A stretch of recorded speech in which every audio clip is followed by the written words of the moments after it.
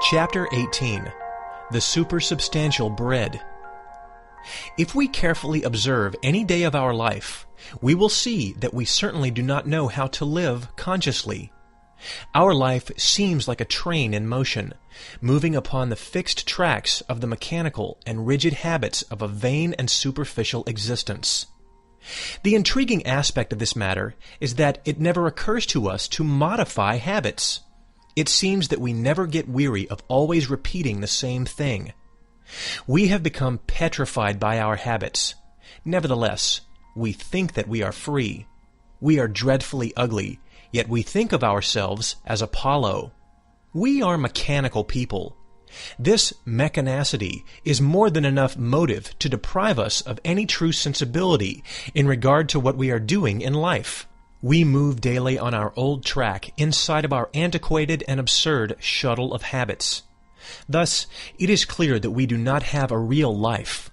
Instead of living, we vegetate miserably, and we do not receive new impressions. If a person begins his day consciously, then it is evident that such a day would be very different compared to other days.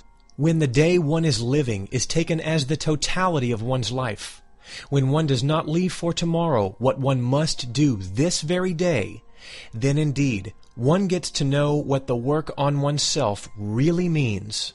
A day never lacks importance. Therefore, if we really want to transform ourselves radically, we must then see, observe, and comprehend ourselves daily.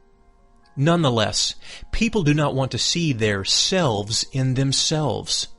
Some of them, in spite of having desires to work on themselves, justify their negligence with phrases like the following: "The work in the office does not allow me to work on myself."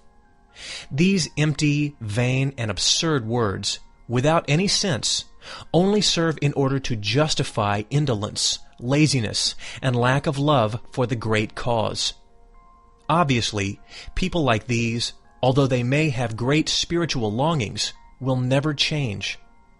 To observe ourselves is something unavoidable and non-excludable, since intimate self-observation is fundamental for a true change. What is your psychological state when you get out of bed? What is the level of your emotional mood during breakfast? Were you impatient with the waiter, with your wife? Why were you impatient? What is that which always disturbs you, etc.? Smoking less and eating less is not a complete change, yet indeed it indicates a certain progress. We know very well that vice and gluttony are inhumane and bestial. It is not right that someone who devotes his or herself to the secret path has a physical body that is excessively fat with a protruding abdomen. This is totally out of harmonious perfection. This would indicate gluttony and even laziness, even though everyday life, profession, work are vital to our existence. They constitute, nonetheless, the sleepy state of our consciousness.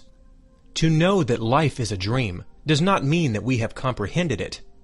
Comprehension is attained through self-observation and intense work on oneself.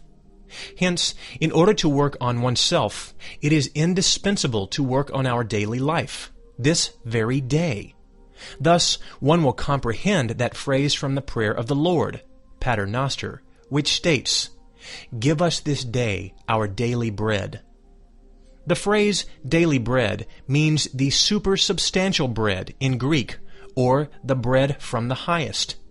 Gnosis gives us this bread of life in a double meaning. This is ideas and strength, which allow us to disintegrate our psychological errors. We gain psychological experience. We eat the bread of wisdom, and we receive new knowledge every time that we reduce to cosmic dust this or that I.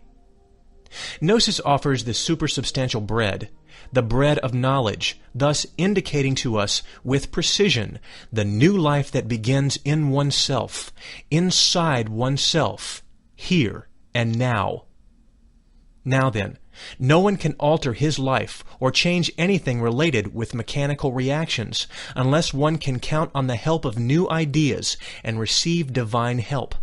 Gnosis gives those new ideas and points out the modus operandi, by which one can be assisted by forces superior to the mind.